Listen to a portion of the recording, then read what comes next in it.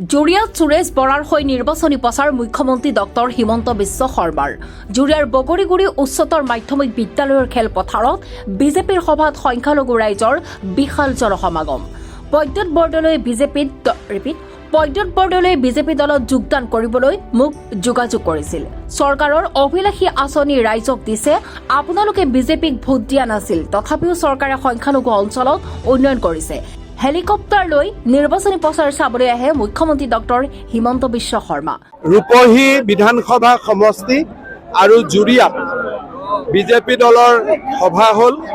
ৰাইজৰ যি উৎসাহ আৰু উদ্দীপনা, তাৰ পৰা আমি ক'ব পাৰোঁ যে বিজেপি দল আৰু সুৰেশ বৰা বিপুল ভোটত বিজয়ী হ'ব।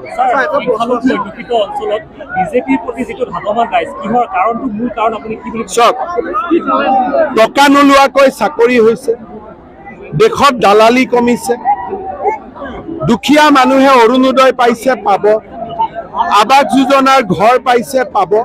মানুহে কংগ্ৰেছৰ দুৰ্নীতিৰ পৰা মুক্ত হ'ব খুজিছে। মইতো এটাই ক'ব পাৰোঁ যে মোদীজীক প্ৰধানমন্ত্ৰী পাতিব লাগে। ভোট দিয়া নিদিয়া এইটো ৰাইজে সিদ্ধান্ত ল'ব। মোৰ কাম মোদীৰ মেছেজ দিয়া। মই মোদীৰ মেছেজ দিলোঁ যে মোদী সবকা সাথ সবকা বিকাশ। নগাঁৱত জিকি যাম।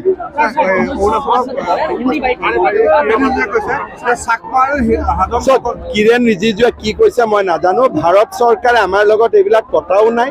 কিৰণ ৰিজিজুৱে কিবা অৰুণাচলৰ পলিটিক্সৰ কাৰণে কৈছে, আমাৰ লগত এইবিলাক কথা হোৱাও নাই। আৰু আমি গতিকে এইবিলাক যিবিলাক কথা কৈছে সেইটো কথা চাকমা হাজং কোনো মানুহে মোক আজিলৈকে লগো কৰা নাই। ভাৰত চৰকাৰে একো কথা পতা নাই। কিৰণ ৰিজিজুৱে কি কৈছে মই ইলেকশ্যনৰ পিছত তেওঁৰ লগত পাতি ল'ম।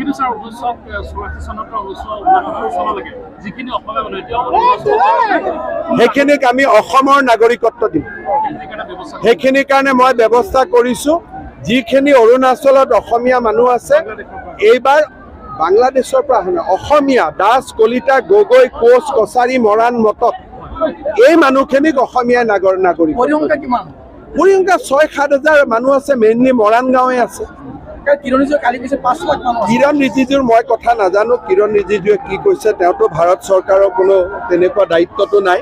কিন্তু অকল আমি মৰাণ মটক এই মানুহখিনিক আমি PRC দিম। গতিকে মৰাণ মটকৰ লগত বেলেগ কমিউনিটিক মিক্স কৰিব নালাগে। ক'লোৱে না, আজি মই ভালকৈ ক'লো। মূল সমস্যাটো হ'ল বিজেপিক ভোট দিব লাগে। আপোনালোকে বিজেপিক ভোট দি দিয়ক, তাৰপিছত চব আশা কৰক।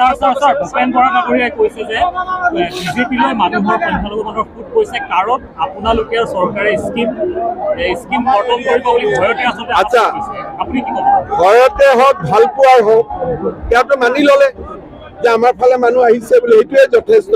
কিন্তু মানুহ দেখিলে ভয় যেন লাগে নেকি? চবেই আকৌ এবাৰ মোদী চৰকাৰ নাচি আছে, কাৰোবাক ভয় যেন লাগে নেকি?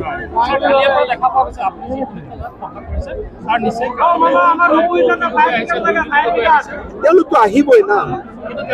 এখন মোৰ পলিটিকেল পাৰ্টি আছে, তেওঁলোকো আছে। মই যদি আহোঁ আৰু তেওঁলোক নাহে, গণতন্ত্ৰ ক'ত থাকিব? ভাল কথা না, বাঢ়িলে তেওঁলোক জিকিলে হ'ল।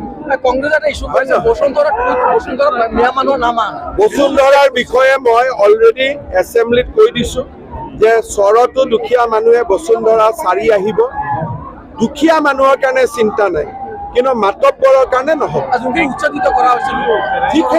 যিখিনি আমি কৰা হৈছে তাক আমি সহায়ো কৰিছোঁ, সকলোকে আমি সমানে ৰাখিছোঁ। কিন্তু কোনোবা এটা ফৰেষ্টত আছে, সেইটোতো উপায় নাই। কিন্তু বিদ্যালয়খনৰ এড্ৰেছে বেলেগ জেগাত আছিল, য'ত অৰিজিনেল এড্ৰেছ আছিল তাত আহি যাব। গৰাখহনীয়াত যি উচ্ছেদিত মানুহ আছে, গৰাখহনীয়াত ব্ৰহ্মপুত্ৰই লৈ গ'ল, মানুহজন থাকিব ক'ত? কিবা এটাতো ব্যৱস্থা কৰিব লাগিব। কিন্তু তাৰ কাৰণে ভূমি নীতি আছে, ভূমি নীতি মতে চলি থাকিব।